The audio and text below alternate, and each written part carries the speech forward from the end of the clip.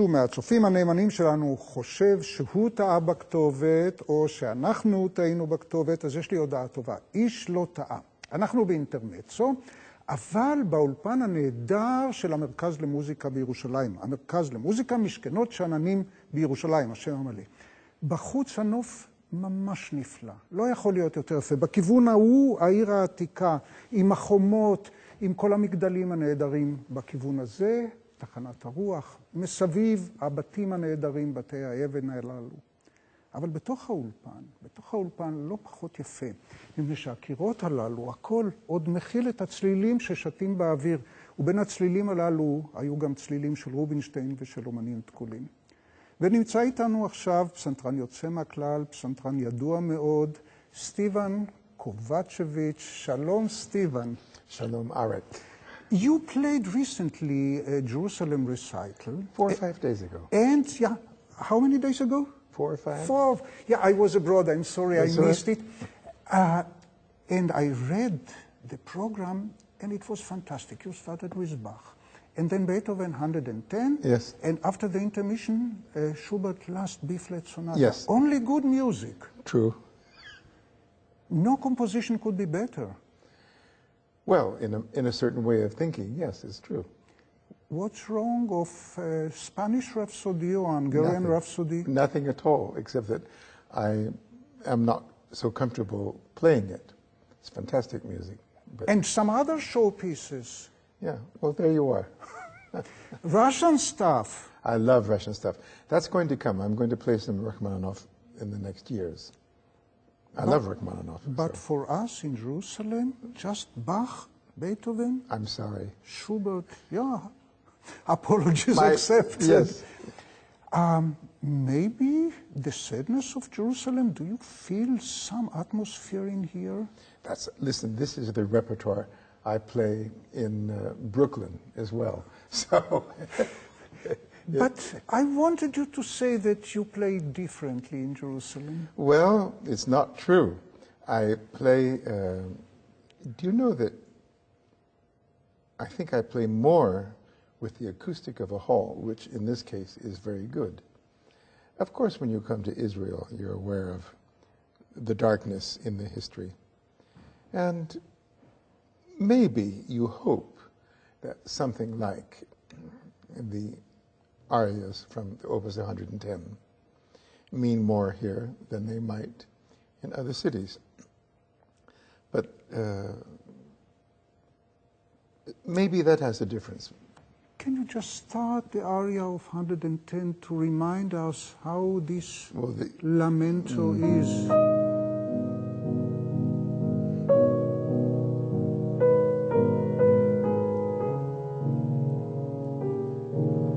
And then the second time in It's G upside minor. down.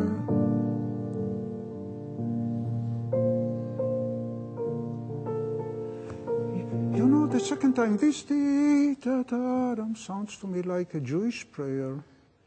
I'm glad you think so. It is a lamentation, that's for sure. But people who are miserable have that tone of voice anyway. Beethoven writes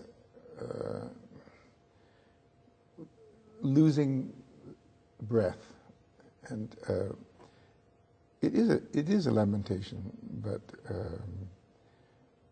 I don't think that's specifically an Israeli property.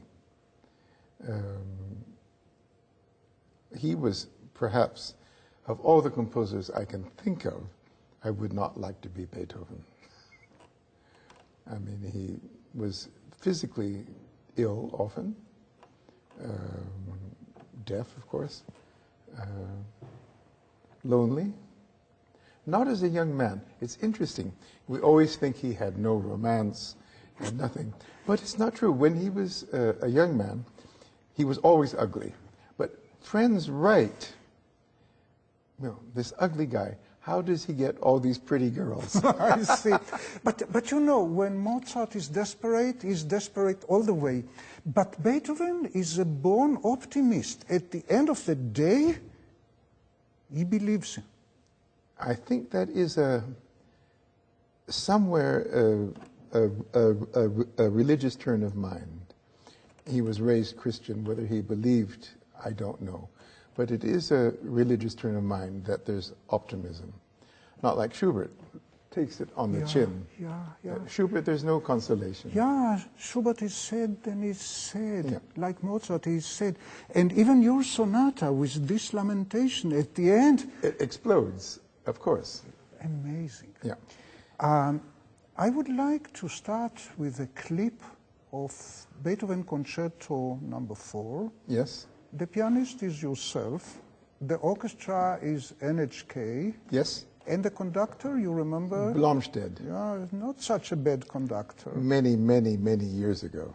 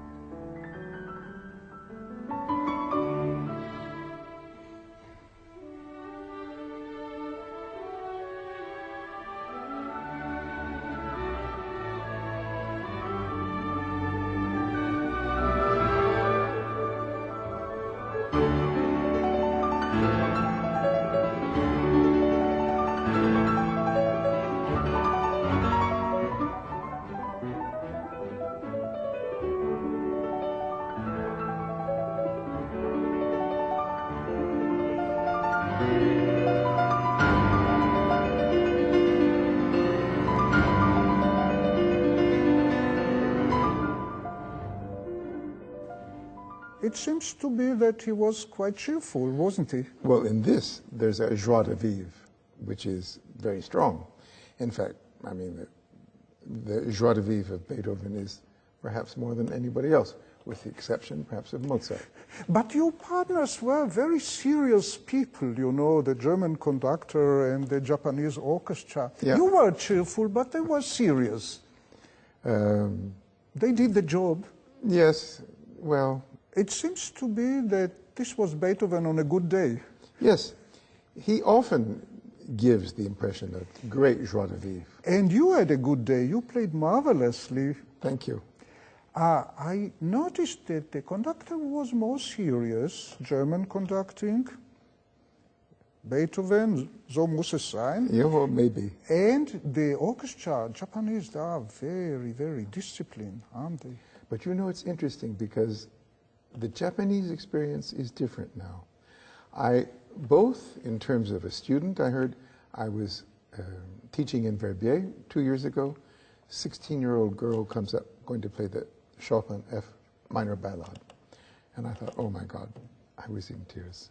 This is Japan. And the last time I played in Japan was the Fourth Concerto with a French conductor. It was not only perfect, it was beautiful. I think they're changing. NHK is very beautiful. Only the expression of the players is... No, but this wasn't NHK. It was another orchestra. And I think the NHK is a bit serious. But I do think the culture of Japan is changing. They've stopped typing their performances. True. And they afford smiling Yes. and expressing and all Yeah. that. You said that is way back. How many years ago was it? Blomstedt, it must be 15 years ago. So we found for you something even older than that, and you will not believe it. Uri Segal Yes? my dear friend, Yes? Jerusalem born, Uri Yes? Segal is the conductor. You remember the orchestra? Yeah, the Danish orchestra, no?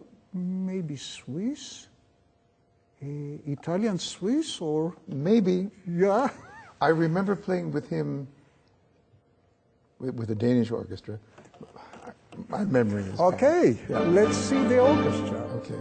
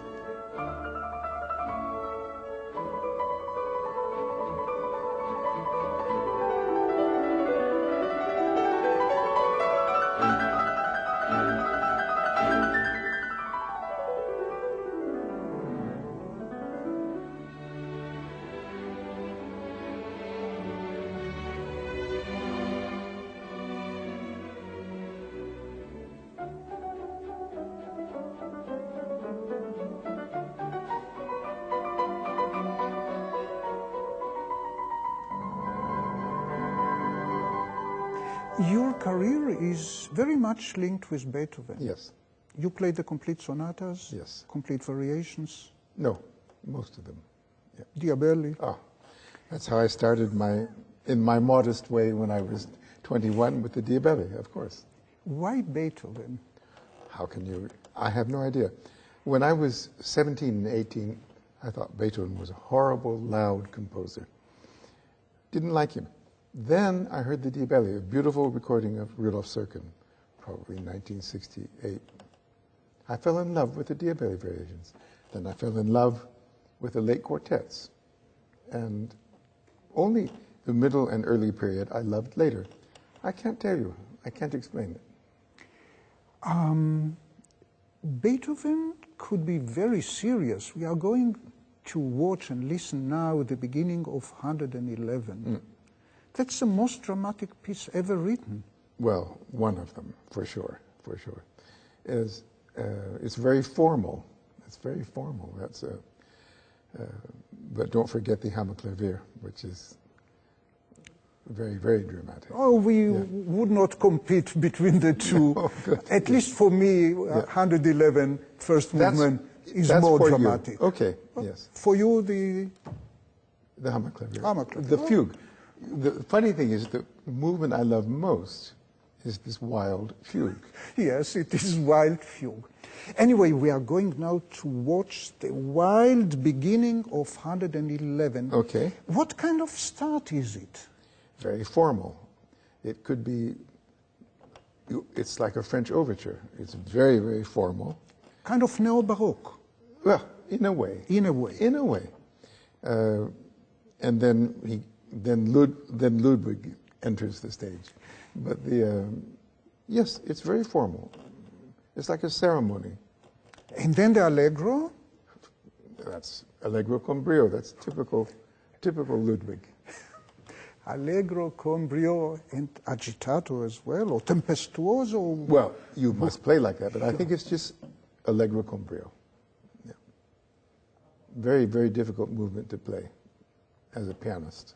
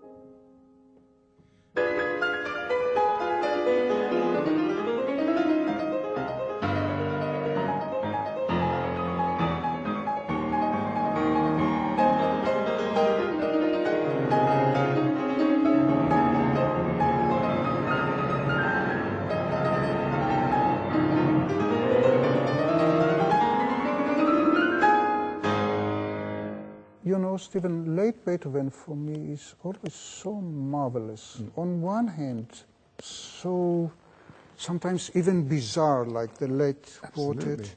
And on the other hand, so simple. Yes. As simple as possible. Yeah. And I would like to finish with another clip of the Bagatelle in G major. All right. You agree? Okay. That kind of simplicity in Jerusalem. It's because it has the element of childhood and innocence, doesn't it? And on the other hand, maybe praying in a way. And where else to pray if not in Jerusalem? Well, yes, yes. Who knows what was in his soul?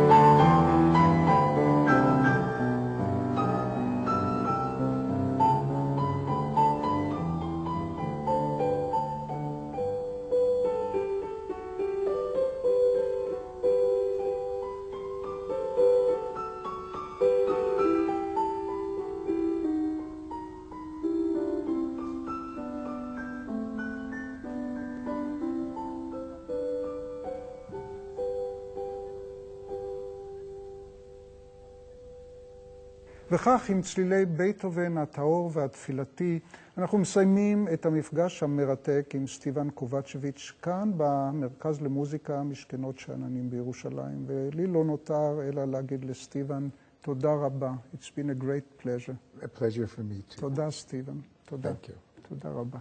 Tomorrow.